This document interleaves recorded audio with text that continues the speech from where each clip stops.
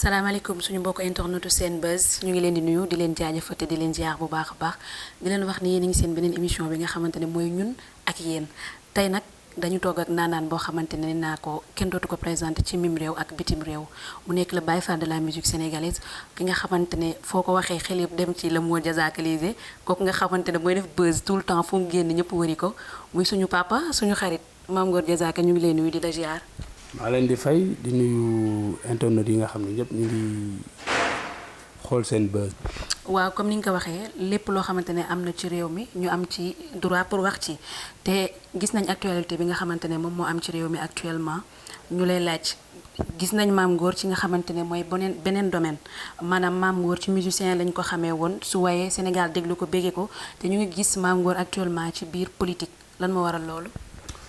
Mais yaakaar naa ni tey Sénégal musique sénégalaise amul idole bu gën a màgg Youssou Ndour il fait la musique mais il fait la politique. Donc man je fais la musique en même temps maay def politique. parce que saa yi ma waree génn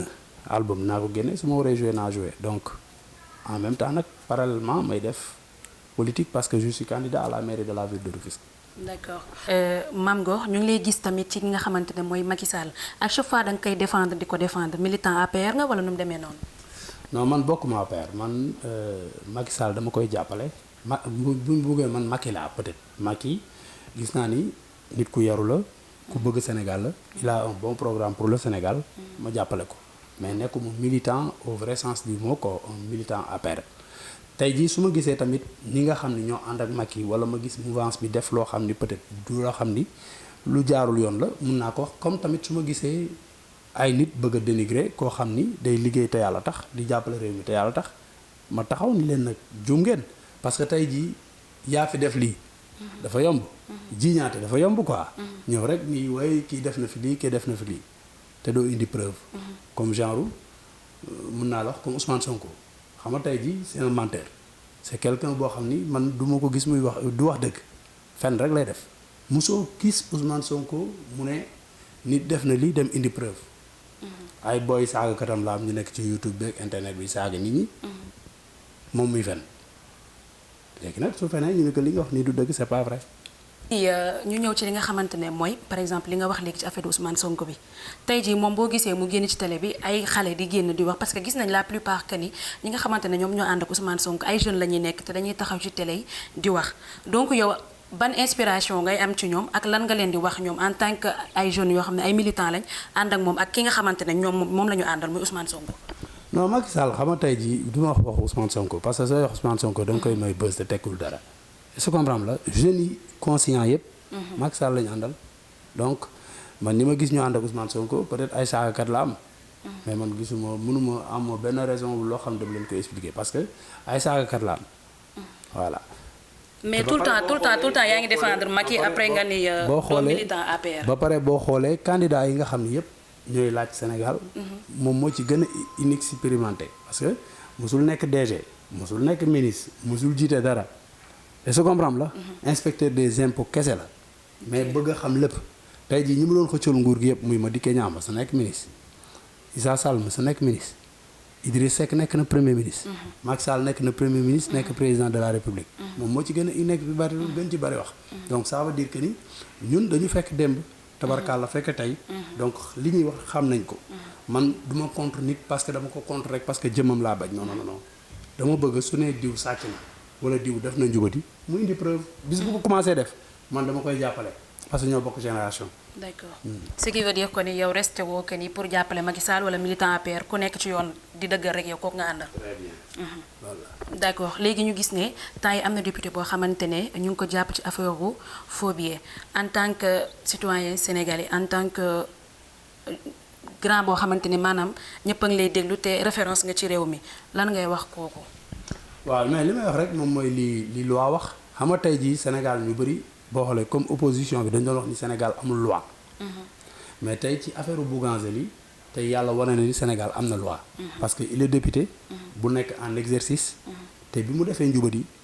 muy profité ci occasion bi di féliciter la police et gendarmerie sénégalaise parce que au moins. filé nañ ko def seen enquête ba teg ko loxo. Sénégalais yi door ko yëg. xam nga kon ça veut dire que ni police ak gendarmerie ñu ngi liggéey. beneen bi ci topp mooy si tu es quelqu'un boo xam ni da nga bokk ci xam nga boo nekkee député yéen député yi ñooy wootee loi dëkk bi yow mënoo bokk ci ñi nga xam ni yéen a war a wootee loi dëkk bi ba pare def njubadi donc ça veut dire que ni tey Macky Sall lu mu mën mooy mu créer parti politique ci parti politique bi gox bu ne ak région bu nekk ak quartier bu nekk mu am ñoo xam ne dañu ñëw adhéré ci partem di ko jàppale ñu dem législative mu tànn ñi Pikine tànn naa fa diw Tëngéej tànn naa fa diw Géejawaay diw laa fa tànn mais tànn diw boobu bu diw jafee njubadi mu def ça n'engage que lui parce que tey ji da ngay gis borom kër bu am doom kii nekk directeur société kii nekk jàngalekat kii nekk sàcc xam nga SM la c'est vrai. donc tey ji du question ni nit ki li mu def rek ci way juróom wala ci ki ko yar wala ci kilifaam lay répercuté wu ñi nekk ci kaso bi te rey nit bëri nañ est-ce que seen parents yi ay reykatu nit lañ waaw léegi lu tax kon bu Bougazelli wala keneen defee benn affaire ñu ne Macky Sall la lu ci yoonu Macky moom moo am jikkoom am li mu war a def na ko yóbbu nañ ko fa ñuy yóbbu ñuy def loolu peut-être nag tey bu ñu demee ba ñu àtte ko ba loi tëj ko ni def na xam nga parce que ba léegi nii détention la nekk ci accusation la d'accord. est-ce que comprendre la mais nag bis bu ñu àttee nag ba nga xam ni yoon nee na moo def tëj nañ ko temps d'année ñu xam ni képp koo xam ni def nga ñu bëri lii moo la ciy fekk voilà. d'accord léegi ba tey dañuy desani ci li nga xamante ne mooy wàllu politique bi ak mën naa ne société bi dañu gis ne dañu yokk li nga xamante ne mooy courant bi ba ñu am nañ ci ñi nga xamante ne ñu ngi doon amal ay marche dem di offenser et tout yow tey politique sénégalaise mën nañ ne dafa xaw a bari violence on peut dire nan nga gisee loolu. mais loolu ci dëkk yëpp la xam nga dëkk boo dem am na ñoo nekk ci pouvoir bi am ñuy opposé mais nit ki même booy dee opposé ngay opposé objectivement xam nga man tey kan moo ma jaaxal ki nga xam ni kenn xamul lan la xam nga tey ji coow li yëpp li ko waral moom mooy Guy Marius Sagna dañu yokk courant man mii di wax ak yow damay faral Macky Sall mais yokk bi ñu yokk courant bi man maa ci njëkk a génn kaas ko metti lu ko parce que sénégalais yi dañu sonn mais nag Macky tamit loo ko mën a waxal ni jàmbaar la parce que depuis 2012 bi mu ñëwee wàññi na ceeb wàññi diwlin wàññi courant wàññi essence wàññi lépp peut-être sur le plan international bagage yi peut-être ñoo yokk ñu yokk mais bu fekkee ni dañu am un nouveau DG mu ñëw DG bi moo war a fexe ba am ay relations à l'étranger su fekkee dañu am déficitu xaalis dem wut ko ñëw teg bu liggéeyee fay subventionné affaire bi mais sénégalais yi dañu sonn kañ man mi wax yow ànduma ci mais d'accord ma tamit ci ku mel ni Guy Marius Sagna mu dem ci gris palais yi ñëw jàppandu ci gris palais yi parce que du yoon benn boo xoolee temps yi sous région bi muy Mali Burkina Faso Mauritanie yenn sous région bi yëpp da ngay gis muy am ay attentat kamikaze tey ji Guy Marius Sagna li may wax le procureur de la République Bassirou Gueye mooy Guy Marius Sagna waratul génn dañ ko war a tëj ci kaso bi xamul tax parce que tey jii dafa wane piste boo xam ne tey même ñi nga xam ne tey jii ay islamistes lañ war a def affaire kamikaze war na leen yoon chef d'accusation yi ñu ko war a jàppee loolu ci la war a bokk parce que tey jii mënuloo ñëw déclarer ni da ngay def marche place de l'Obélisque ñu jox la ko nga jubal palais te moom dafa annoncé woon naa dem palais beneen bi ci topp mooy ñi nga xam ne ñoo yor sécurité dëkk bi muy la police et la gendarmerie ku mel ni le ministre Aly Ngouille Ndiaye tey jii dañ koy soññaat man ci de ma part personnelle ci ñu gën a yokk sécurité bi parce que boo xoolee yaa une semaine avant Guy Marius Sagna dem di jàppandu ci gris palais yi boo xoolee Louga bi ñuy àttee affaire ndongo daara boobu dafa am ñoo xam ne dañu dem dugg ci tribunal bi saccagé ko tey jii su fekkoon ni police jël na carrément affaire bi au sérieux dinañ mën a fexe ba bloquer artère yëpp ba nga xam ni kenn du mën a accéder bien vrai que ni lu ñu def sëriñu ndongo daara bi man ànduma ci parce que ñu ngi fiy promouvoir affaire góor jigéen ni ñëpp di ko gis bàyyi donc taalibe ku ko nekk sëriñ ñi nga fiy gis yëpp ñu nekk ay sëriñ jaar nañ ci ñu jéng leen taxaw xam nga daara lan la daara mu ngi mel ni camp armée la armée ñi fa nekk te yow boo demee ñi dem armée dem Bango mais dañ leen di bërëm ci ay suuf di leen torturer xam nga loolu tax ñu leen koy def puis bu ñu demee guerre bu ñu leen jàppee ñu mën a dékku li leen ennemi bi di def ndongo daara koo gis ñu yóbbu ko fa mooy ñi nga xam ne dañu nekk seen famille ñu yóbbu leen fa pour yar leen takkuñu leen parce que dañ leen takk comme des esclaves mais dañ leen takk pour bañ ñu daw est-ce que comprendre la te li ñuy def ci ñoom moo gën leneen lu ñu def mooy alxuraan moo gën lépp kooku man duma ko contre mais Sénégal da ngay gis ñu ngi ñuy promouvoir affaire góor jigéen am na benn télévision boo xam ni tey jii ñu ngi commencé am benn scène boo xam ne mu ngi tudd Hello war a ñëw ci benn bouquet war a génn mu nekk scène góor jigéen may wax waa Sénégal di ko wax le président de la République waruñu nangu dañ ko war a bloqué warul bokk ci chaîne yi ñuy jaay Sénégal parce que chaîne góor jigéen la boo xam ne dañuy wane ay ñaari góor yu doxaanante di fóonante di tëddante looloo gën a graaw fop donc nag tey jii li may wax ci sécurité dëkk bi mooy tey jii kenn nekkatul à l'abri parce que tey jii bu ñu demee ba nit mën a waaxu dem ba pale jàpp na ci grille yi ñuy saccagé yu mel noonu donc li may def mooy ñaaxaat les autorités ñu gën a yokk sécurité dëkk bi parce que tamit wóorul Guy Marius Sagna nag moom dama bëgg mu wax ñu lan mooy métier bi parce que nit ku am jot la marche yëpp lay dem bu courant ñëwee mu dem bu Ousmane Sonko ñëwee mu dem moom fépp moom mu ngi ci il est dans tous les sauces lan lay liggéey et puis nañu wax yan sénégalais lay représenté yan sénégalais ñoo ko jox mandat pour moom mu leen di marchal ñoom 9 lañ di Sénégal li muy yaatu yëpp 9 personnes la yan sénégalais ñoo leen jox mandat pour ñoom ñu représenté leen pour di leen marchal est-ce que comprendre la loolu la mais en grosso modo man ànduma ci courant bi nga xam ni dañ ko yokk ba pare les agents yi nga xam ne ñooy liggéeyee Sénélec encore une fois nañuy fay courant parce que ñiy liggéeyee Sénélec 10% la ñuy fay courant bu ñu consommé 100000 10 000 la ñuy fay seen douche yi sax dañ ko climatiser est-ce que comprendre la moo tax bu ñuy ñëw di la couper il te coupe sans état d'âme parce que xamuñu fay courant donc ñoom bu ñu lay dee dagg duñu lijjanti ndax yaa ngi noy wala yaa tàngoor a nga lay rey wala am nga malade sa kër dañuy ñëw rek ne la kap donc nag tey li may ñaan le président de la République li may ñaan les autorités sénégalais mooy ñiy liggéey Sénélec nañuy fay courant normal comme ñëpp ay sénégalais lañ gënuñu yeneen sénégalais yi bien vrai que ni Sénélec la ñuy liggéeyee mais bu fekkee ni 10% la ñuy fay wala 60 wala 50% nañ ko yóbbu 80% ñu xam fay courant ni mu méttee mais di liggéey Sénélec doo fay courant léegi yeneen sénégalais yi toog léegi tey jii ñoom li ñu dul fay wala 10% bi ñuy fay wala bu ñu fayul yeneen ci ndodd yeneen sénégalais yi la ñuy jële la ñuy combler ñoom li ñu fayul c'est pas normal voilà. waaw ba tey dañuy desal nii ci li nga xamante ne moo di courant bi ñu gis ne yéen ñi nga xamante ne yeneen artistes sénégalais yi parfois actualité dafay am par exemple courant bi yokku nañ ko ngeen waroon ñëw daanaka damay généraliser way ci li nga xamante ne mooy courant bi nga xam ne Macky Sall yokku na ko nit ñi di ko naqarlu mais dañu gis ne peut-être Youssou Ndour moom dafa ñëw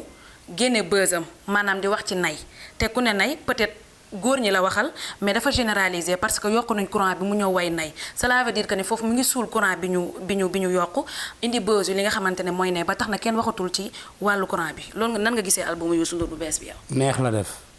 man Youssou Ndour c'est mon ami album bu doy waar la def c'est le meilleur gëree la. léegi lan moo tax moom wayul ci courant bi ñu yokk muy way nay. da nga dem nga laaj ko. mais mën nañ koo laaj mais yow yaa fi toogal c'est ton ami tu le dis en tant que musicien sénégalais. way na ko way na fi bul coupé yooyu yëpp way na ko fi way na fi maa dem ba boobu xale nga maa dem ba waru woon dem nii way na ko biir courant Youssou Ndour way na lépp. c'est que il faut que nit ñi tombé moo waral ay gaaf. Youssou Ndour dafa def benn album soo koy def avant ngay dugg studio da ngay toog nga waxtaan ak sa staff nga ni ci lii laa bëgg wax ci lii laa bëgg wax ci lii laa bëgg wax bu ñu paree ban morceau la ñuy def single ban moo war a mun def buzz ñëpp xam nañu Youssou Ndour bu waaye nay de def buzz surtout jigéen ñi xam nga jigéen ñi ak góor ñi ñuy commencé di warante fii affaire yooyu rek la mais deful dara pour nëbb dara Youssou Ndour c'est un guerrier Youssou Ndour c'est sénégalais la boo xam ni mun naa ni Afrique jeunesse Afrique yëpp ci Youssou Ndour lañu war a roy il est parti de rien Youssou Ndour bi muy démarrer musique amul ñeenti dërëm tey bokk na ci ñi ëpp employé ci Sénégal li leen fay ay salaire amul benn employé buy liggéey ci seenam wala ci fennam ku mës a takk brassard rouge ñëpp mu leen di fay normal kooku c'est quelqu'un boo xam ne dañ ko war a tirer chapeau dañ ko war a jàppale il faut que ñun suñu presse bi mooy presse bu ndaw ak bu mag moo ci yem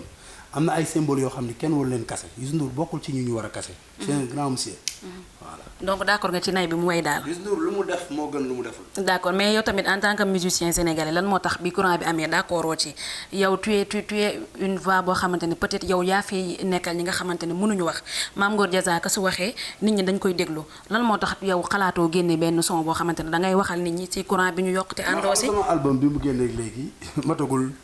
3 semaines wala 1 mois. donc mënuma chaque jour ma génn CD. donc génn nga album boo xam ne depuis xam nga Mame Ngor gëj nañ ko dégg. gëj nañ ko dégg daanaka ci musique parce que ñu bari sax dañu foogoon ne Mame Ngor moom nekkatul musicien peut-être day politique ndax doom ji lañ gis que ni léegi moo gën a nekk ci musique bi que papa ji. non man sama métier xam nga Olof Ndiaye def nii ku fàtte la fal folleeku. man bi may nekk ci musique normalement chaque 2 ans laay génne album. donc man nekkuma musicien yooyu nga xam ne chaque semaine ñu génn CD di way yu ñàkk bopp ak yu ñàkk njëriñ. man su may def album damay way ay textes yoo xam ne ku ko dégg xam ne lii ay textes yu fort la. j'ai fait un album boo xam ne tey jii bokk na ci album yi gën a dox ren. parce que fii jaay fi 1000 CD c'est tout à fait un problème. te man premier jour bu ma génnee 800 CD la jaay si même jour bi. donc ça veut dire que ni suma album mu ngi dox. xam nga defuma tamit comme ni gars yi di def chaque semaine nga tëgg fenn. damay tëgg tey toog 15 jours wala 1 mois joué waat parce que damay nekk si yeneen business. est-ce que comprendre la j'ai mon fils nag boo xam ni tey nit booy def dara dem ba sa doom ñëw fekk si la di ko def. fierté nga war a am ak mbégte. mooy j'ai un fils boo xam ni. tey jii nee nañ kéwul du tëb doom ji bët. mu ngi ñëw mu ngi def xam nga carrière am ndànk-ndànk donc damay ñaan sénégalais yi ñu ñaanal ko et puis voilà xam nga mu ñafe parce que am na loo xam ni sa waajur du la ko may. yow yaa koy may sa bopp. dëkk bi papa kenn moomu ko. est-ce que comprendre la donc nag boo ñafee góorgóorlu xool fi nga war a jaar nga jaar fa li nga bëgg di nga ko am. xam nga mu ngi studio di enregistrer albumam xam naa incha allah d'ici. balaa fin d'année bi incha allah albumum dina génn et puis dina woote conférence de presse yéen presse bi yëpp ngeen am question yu bëri yoo xam ne bëgg ngeen ko laaj ngeen laaj ko ko voilà. Talla Diazaka en tant que sa doom en tant que koo xamante ne yow yaa koy encadrer et tout parfois dañ naan ñi nga xamante ne dañu ñëw ci musique fekk seeni parents nekkoon ci seeni mbir du metti daal parce que ñëw nañ di am seen royukaay te gis nañ ni peut-être ñi nga xamante ne dañuy débuter ci musique yëpp dañuy commencer ak seen son wu papa et tout te Talla Diazaka peut-être moom mi ngi ci beneen lancé indi beneen rythme parce que papa ji moom ku ko gis xam ne Baye Fall la te moom beneen rythme la indi. non mu ngi xam nga musique amul kii musique amul la musique n'a pas de langue. musique bi may def man moom lay def. xam la wax boo xoolee bi mu ñëwee ba léegi ay single la doon def defagul woon album quoi donc ci biir album bi nag am na ay surprise yu bëri yoo xam ne incha allah sénégalais yi dinañ ko parce que boo defee album 10 titres wala 8 titres dina am yoo xam ni peut-être mën na am sax mu am sama son yu mu reprendre wala dara donc loolu tey jii il est à son premier album nekkoon na di def ay singalam di def ay afrobeat affaire yooyu il est connu sénégalais yi xam nañ ko mu ngi def ay soirée géré la mais tey bu albumum génnee nag léegi il a un album complet ci album boobu nag mun nga xool parce que tey jii ñoom chance bi ñu am mooy fekk nañ seen baay am fi ay répertoire yoo xam ne man j'ai plus de 200 morceaux donc tey jii bu ko woyee du ko tere voilà parce que ay jàmbur sax dañuy ñëw bëgg a reprendre sama woy ko damay gis Diazaka am na ay boy yu bëri yu ko reprendre di ko woy voilà donc nag kon tey moom yëfam la loolu moom sa yëf la. yow est-ce que bi mu dalee way ba tey dafa góor benn featuring ak moom. non sama album bu bees bi am na benn morceau bu ma ci way boo xam ne moom woy na ci xam naa peut-être d'ici 2 ou 3 semaines gars yi nañ gis clip bi waaye def nañ benn duo sama album. waaw mais album moom woy ma ci moom laa bàyyi mu def album parce que dama bëgg mu jël ay responsabilité parce que tey jii boo ñëwee dafay mel da nga koy boot pour yóbbu ko yooyu donc comme moom il est aimé par les Sénégalais am na ay fansam gars yi bëgg nañ ko. voilà donc dama ko bàyyi mu def album xam naa peut-être ci année yi ñëw ci kanam peut-être mën nañ defandoo dara ensemble.